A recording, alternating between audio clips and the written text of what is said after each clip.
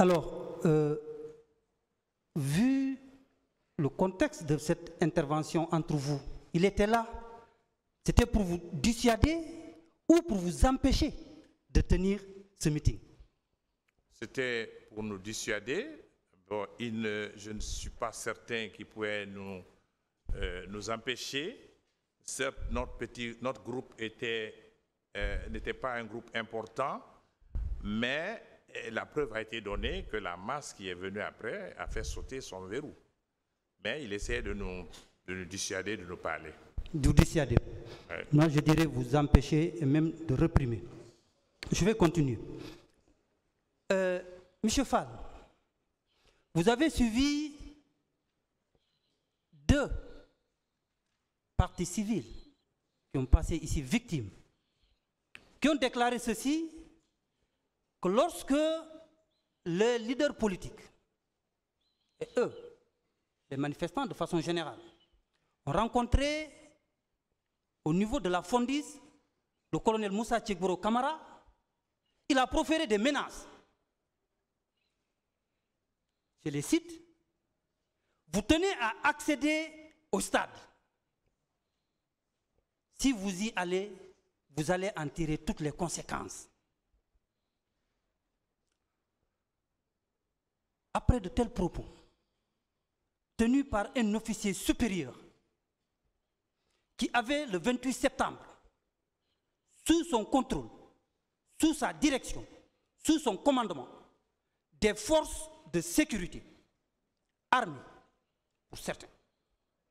Si ces faits se sont commis, des faits de crime, de viol, de coups et blessures, à qui, selon vous, en termes de responsabilité de supérieur hiérarchique, on peut imputer cette responsabilité? Monsieur le procureur, je laisse le soin au tribunal de situer les responsabilités. Moi, je donne les faits tels que je les ai vécus. Évidemment que j'ai suivi ces propos à travers certaines de nos militantes qui étaient effectivement au stade. Je laisse le soin au tribunal d'apprécier et cela constitue certainement un élément d'appréciation pour vous. Je préfère ne pas jouer ce rôle ici et je préfère rester dans ma position de partie civile. C'est le juriste qui parle. Alors c'est sur ce, je remercie Monsieur le Président, le tribunal et ses assesseurs. Je vais passer la parole à mon collègue, le procureur El Sidiki. Je vous remercie. Merci beaucoup. Merci Monsieur le Président.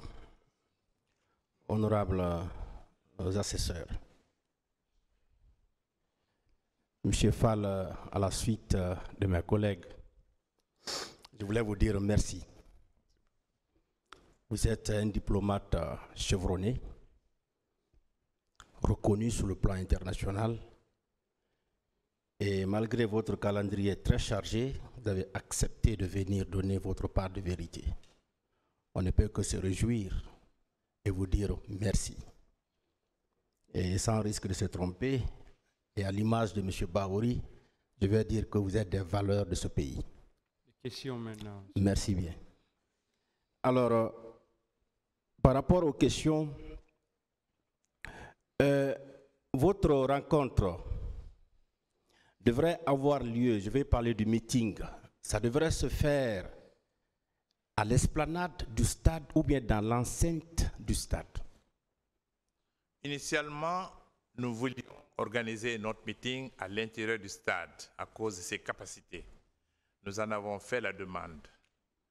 On n'a pas reçu de réponse.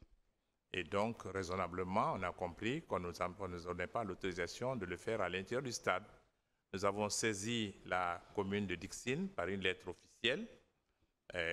Mon collègue Bahouri vous a expliqué, puisque c'est lui qui s'occupait de l'organisation. Et la seule réponse que nous avons eue de la commune de Dixine, c'est qu'il n'était pas à même d'assurer la sécurité, mais la commune ne s'est pas opposée non plus. Et nous avons décidé en séance plénière des forces vives, avec tous les leaders, que nous maintenons notre meeting, puisque déjà dans les déclarations que nous faisions sur les radios privées, nous avions déjà annoncé que c'était au stade. Et comme tous nos militants à Conakry et ailleurs avait compris que le meeting se faisait au stade. Nous avons donc décidé, en séance plénière des forces vives, de tenir le meeting sur l'esplanade du stade du 28 septembre. Voilà. D'accord. Et pour vous, qui a ouvert les portes du stade? Ceci reste un mystère. C'est un mystère. C'est un mystère. D'accord. Nous n'avons aucune idée. D'accord. Étiez-vous au courant de la réunion qui s'était tenue à la veille au niveau du camp Alpha Yaya Diallo? Pas avant le 28 septembre. C'est après le carnage du 28 septembre que nous avons appris qu'il y avait une réunion au camp Alpha Yaya la veille et que des instructions avaient été données pour donner des représailles. Et c'est après qu'on l'a su. Et je devrais ajouter que dans mon exposé, je n'ai pas mentionné les disparus. Je devrais mentionner que beaucoup de corps avaient été enlevés. On en a longuement parlé au cours de ce procès. Mais en ce qui concerne cette réunion, on avait même appris à l'époque, et vous rappellerez que dans le camp Alpha Yaya, qu'il y a une excavation à l'intérieur du camp Alpha Yaya et qu'il y a eu une explosion des bombes et autres qui étaient à Alpha Yaya il y a des années et qu'il y avait une grande excavation là-bas. Nous aurions appris aussi, puis c'était des rumeurs, que cela aurait servi de fosse commune aussi au corps qu'on avait enlevé. Évidemment qu'il reste encore un mystère sur cela, mais nous avions appris quand même ce que vous dites, quelques jours après, le 28, qu'il y avait une réunion très tardive au camp Alpha Yaya où des instructions avaient été données. Nous l'avons appris. Mais Merci. Après. Merci bien. Et puisque vous étiez au stade, quel genre d'armes vous avez pu distinguer ces jours-là avec ces militaires? Ils avaient des fusils. Ils avaient des fusils. Ceux qui tiraient sur les manifestants avaient des fusils. Ceux qui sont venus vers nous, il y avait certainement, certains avaient des fusils qu'ils n'ont pas utilisés. Ils utilisaient les crosses des fusils pour nous bastonner. Où ils avaient... Mais nous n'étions pas directement à l'intérieur du stade pour nous approcher des militaires. Nous, on a été avalés très tôt. Vous avez vu des fusils? On est sortis très tôt du stade. D'accord. Vous avez vu des fusils? Oui, il y avait ceux qui ont tiré, évidemment, ils tiraient avec les fusils. Vous avez vu des machettes? On a vu... Non, moi, je n'ai pas vu de machette. Mais parmi mes militantes, il y a beaucoup qui ont été blessés avec des machettes. Vous avez vu été des poignardés, qui ont été blessés avec des machettes. Vous avez vu des gourdins? Des gourdins? Ah, ils en avaient. Marcel même en avait. D'accord. Marcel avait une grosse matraque. C'est avec ça qu'ils nous tapaient. Des matraques? Des espèces de gourdins, en tout cas. Des espèces de gros gourdins. Et c'est avec ça qu'ils nous battaient. Et est-ce que vous avez entendu parler aussi de flèches? Moi, je n'ai pas vu les flèches. D'accord. Ceux qui avaient les flèches sont arrivés après nous. Nous, comme je dis, nous, on est sortis très tôt. On nous a exfiltrés. Ces gens-là sont venus après nous. D'accord. Ils sont venus après nous. Et aux abords du stade, est-ce que vous avez vu des camions militaires, des pick-up, des bus? Non, quand nous sommes sortis du stade avec le commandant Toumba, on est venu sur l'esplanade, on a vu son véhicule garé. De l'autre côté, vers l'école de Dixon, il y avait des véhicules militaires certainement, mais nous n'avons pas fait attention.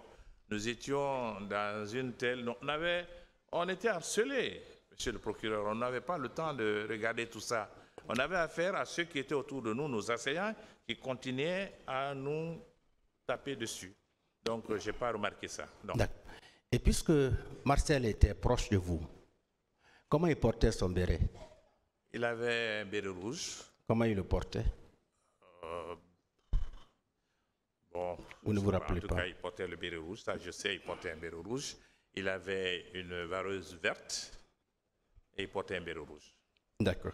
Et vous dites qu'au niveau de l'hôpital, vous vous étiez vu avec colonel Kibro.